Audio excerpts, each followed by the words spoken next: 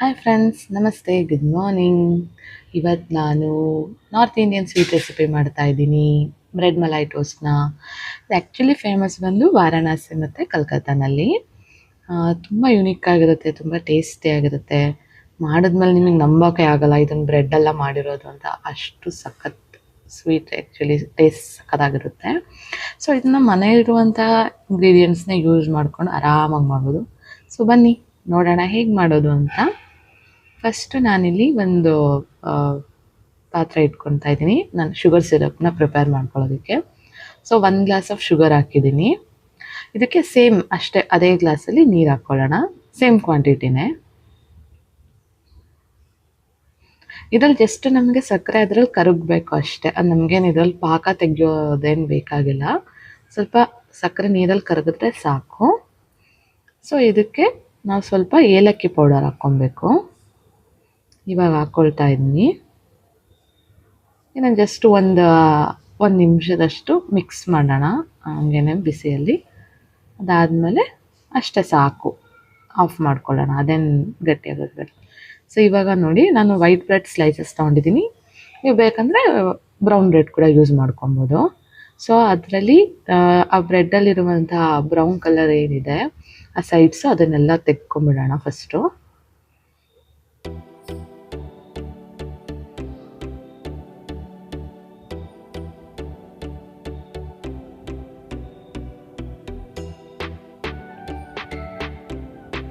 ಇವಾಗ ಒಂದು ಬ್ರೆಡ್ನಲ್ಲಿ 4 ಪೀಸಸ್ ಮಾಡೋಣ ಸ್ಕ್ವೇರ್ ಶೇಪಲ್ಲಿ. ನೋಡಿ ಈಗ ರೆಡಿ ಆಗಿದೆ ಇದು.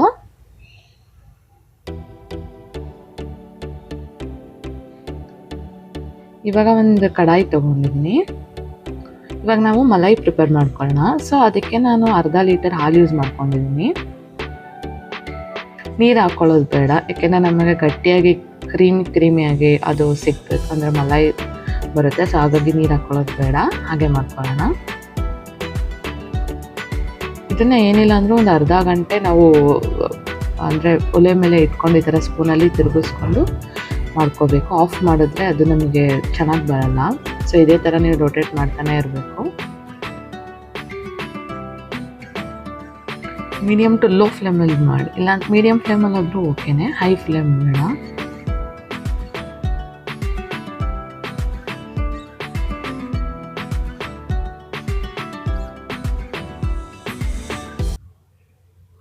ಇವಾಗ ನಾನು ಮಿಲ್ಕ್ ಪೌಡರ್ ಆ್ಯಡ್ ಮಾಡ್ತಾ ಇದ್ದೀನಿ. ಅಂದರೆ ಇವಾಗ 1 ಗ್ಲಾಸ್ ಬಿಸಿನೀರಲ್ಲಿ 1 ಸ್ಪೂನಷ್ಟು ಮಿಲ್ಕ್ ಪೌಡರ್ನ ಹಾಕ್ಕೊಂಡು ಮಿಕ್ಸ್ ಮಾಡಿಕೊಂಡು ಇವಾಗ ಇದನ್ನು ಈ ಹಾಲಿಗೆ ಬೆರೆಸ್ತಾ ಇದ್ದೀನಿ. ಬಿಕಾಸ್ ನಮ್ಗೆ ಸ್ವಲ್ಪ ಥಿಕ್ನೆಸ್ ಬರಬೇಕು ಮಲೈ, ಹಾಗಾಗಿ ಮಿಲ್ಕ್ ಪೌಡರ್ ಯೂಸ್ ಮಾಡ್ಕೊಳ್ಳೋದ್ರಿಂದ ಇನ್ನೂ ಸ್ವಲ್ಪ ಗಟ್ಟಿಯಾಗಿ ಸಿಗುತ್ತೆ. ಸೊ ನೋಡಿ ಇವಾಗ ಹಾಲು ಎಷ್ಟು ಕಮ್ಮಿ ಆಗಿದೆ ಅಂತ. ಇನ್ನು 1 ಸ್ಪೂನ್ ತುಪ್ಪ ಹಾಕ್ಕೊತಾ ಇದ್ದೀನಿ, ಕಲರ್ ಸ್ವಲ್ಪ ಚೇಂಜ್ ಆಗುತ್ತೆ, ಚೆನ್ನಾಗಿರುತ್ತೆ ಅಂತ. ಅದೇನು ಸೈಡಲ್ಲಿ ನಮ್ಮದು ಕ್ರೀಮ್ ಇದೆಯಲ್ಲ ಹಾಲಿಂದಕ್ಕೇನೆ, ಅದನ್ನೆಲ್ಲ ತೆಕ್ಕೊಳ್ಳಿ. ಅದೇ ಆ್ಯಕ್ಚುಲಿ ಮಲೈ ಅಂದರೆ, ಅದೇ ನಮಗೆ ಫಸ್ಟ್ ಅಂದರೆ ಟೇಸ್ಟ್ ಕೊಡೋದು. ಸೊ ಹಾಗಾಗಿ ಅದನ್ನೆಲ್ಲ ತೊಗೋಬೇಕು, ಕ್ಲೀನಾಗೆಲ್ಲ ತಗೊಳ್ಳಿ.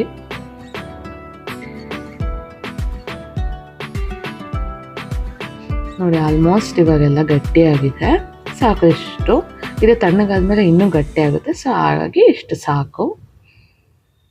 ಇವಾಗ ನಾವೇನು ಬ್ರೆಡ್ ಸ್ಲೈಸಸ್ ಮಾಡಿದ್ವಲ್ಲ ಇದನ್ನು ಇವಾಗ ಫ್ರೈ ಮಾಡ್ಕೊಬೇಕು. ಸೊ ಅದಕ್ಕೆ ಒಂದು ಬಾಣಲಿ ತೊಗೊಂಡಿದ್ದೀನಿ, ಅದಕ್ಕೆ ಎಣ್ಣೆ ಹಾಕ್ಕೊಂಡು ಕಾಯ್ತಾ ಇದೆ.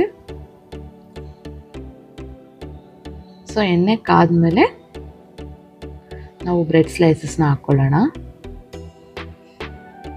ಕಾದಿದೆ, ಇವಾಗ ಬ್ರೆಡ್ ಸ್ಲೈಸಸ್ ಹಾಕೊಳ್ಳೋಣ.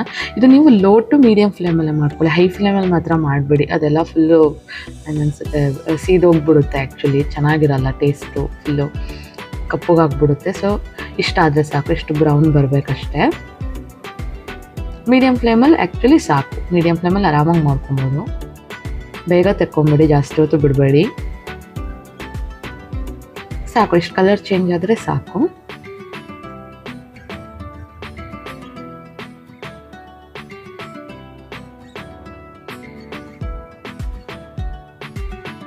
ಸೊ ನಾನು ಏನನ್ನು ಮಾಡಿದಂಥ ಎಲ್ಲ ಬ್ರೆಡ್ ಸ್ಲೈಸಸ್ನ ಫ್ರೈ ಮಾಡ್ಕೊತಾ ಇದ್ದೀನಿ.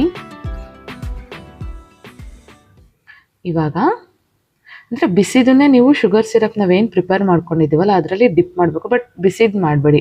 ಆ ಬ್ರೆಡ್ ಸ್ಲೈಸಸ್ ಸ್ವಲ್ಪ ಆರಿದ ಮೇಲೆ ನೀವು ಅದಕ್ಕೆ ಡಿಪ್ ಮಾಡಿಬಿಟ್ಟು ಸುಮ್ಮನೆ ಡಿಪ್ ಮಾಡಿ ಸಾಕು, ಜಾಸ್ತಿ ಹೊತ್ತು ಅದ್ರಲ್ಲಿ ಬಿಡಬೇಡಿ. ಆವಾಗ ಆ ಕ್ರಿಸ್ಪಿ ಏನಿರುತ್ತೆ ಆ ಕ್ರಿಸ್ಪಿನೆಸ್ ಎಲ್ಲ ಹೊರಟೋಗ್ಬಿಡುತ್ತೆ, ಚೆನ್ನಾಗಿರಲ್ಲ ಸಾಫ್ಟ್ ಆದರೆ. ಸೊ ಜಸ್ಟ್ ಡಿಪ್ ಮಾಡಿ ತೆಗೆದುಬಿಡಿ. ಇವಾಗ ಇದಕ್ಕೆ ನಾವು ಮಲಾಯಿ ಹಾಕೋಣ.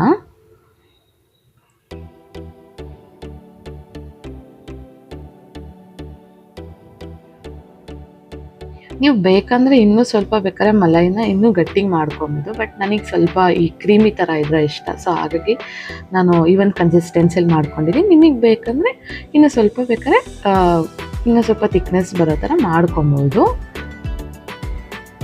ಸೊ ಇವಾಗ ಇದು ರೆಡಿಯಾಗಿದೆ. ತುಂಬ ಈಸಿ ರೆಸಿಪಿ. ಮನೇಲಿ ಟ್ರೈ ಮಾಡಿ, ಹೇಗಿದೆ ಅಂತ ಕಮೆಂಟ್ ಮಾಡಿ ಹೇಳಿ. ಎಲ್ರಿಗೂ ಇಷ್ಟ ಆಗುತ್ತೆ ಆ್ಯಂಡ್ ಡಿಫ್ರೆಂಟಾಗಿ ಕೂಡ ಇದೆ.